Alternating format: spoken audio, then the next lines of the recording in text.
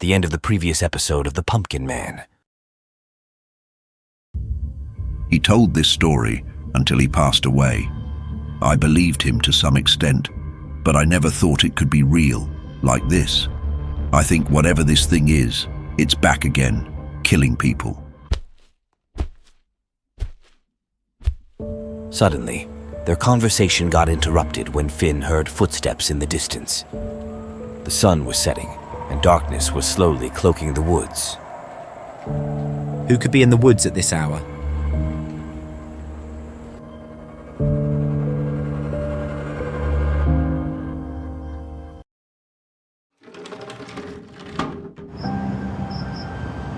Finn got up and peered through the window carefully.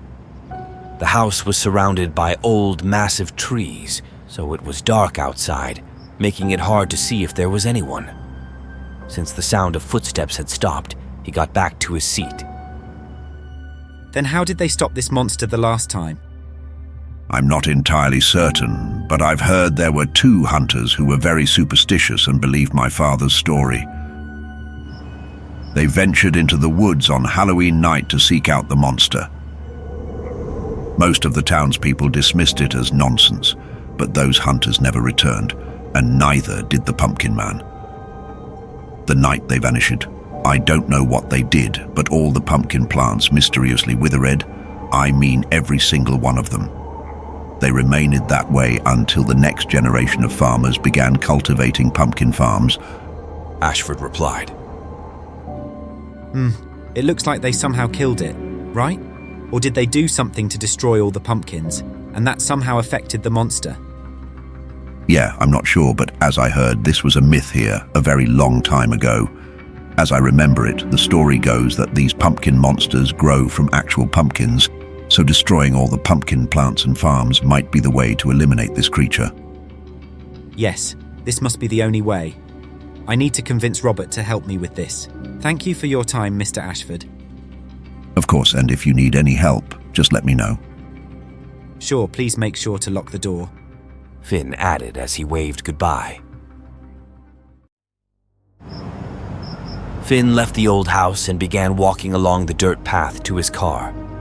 Since the road was muddy and narrow, he had to park the car near the main road. Night had fallen, and the usual eerie fog shrouded the entire woods. Suddenly, a cold shiver ran through Finn's body, as if someone was watching him. Due to the darkness of the woods, the area was too dim to see clearly. Suddenly, he heard footsteps behind him, each step echoing just like the Pumpkin Man's. With fear in his eyes, he turned and...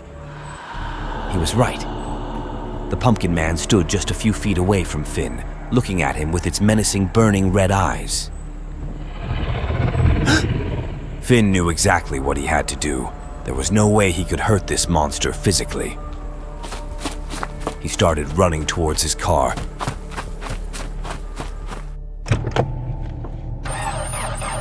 Jumped on it and tried to start the engine. Unfortunately, the car remained silent, plagued by what seemed like a sudden engine failure. He tried multiple times, but had no luck. Since the monster was blocking the road back to Mr. Ashford's place, the best option was to lure it away from there. Finn jumped out of the car and started running down the narrow main road. Out of the corner of his eye, he saw the dark figure following closely behind, gaining speed.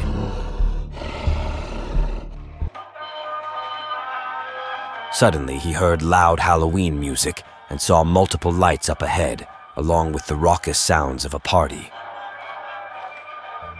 Who would throw such a reckless event when a killer was on the loose? To no one's surprise, the party was organized by Mayor Everton. As usual, the greedy old man never seemed to care about the safety of the town's residents. Now, the true monster, the Pumpkin Man, was on its way to the Halloween party.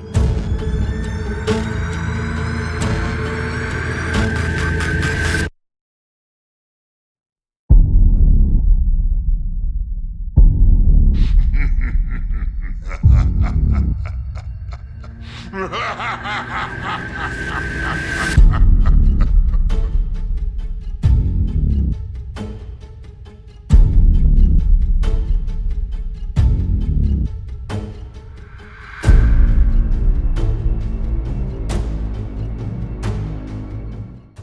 you enjoyed this story, don't forget to subscribe to our channel and make sure to hit the bell icon for notifications. We'll be back soon with the next exciting episode. Stay tuned.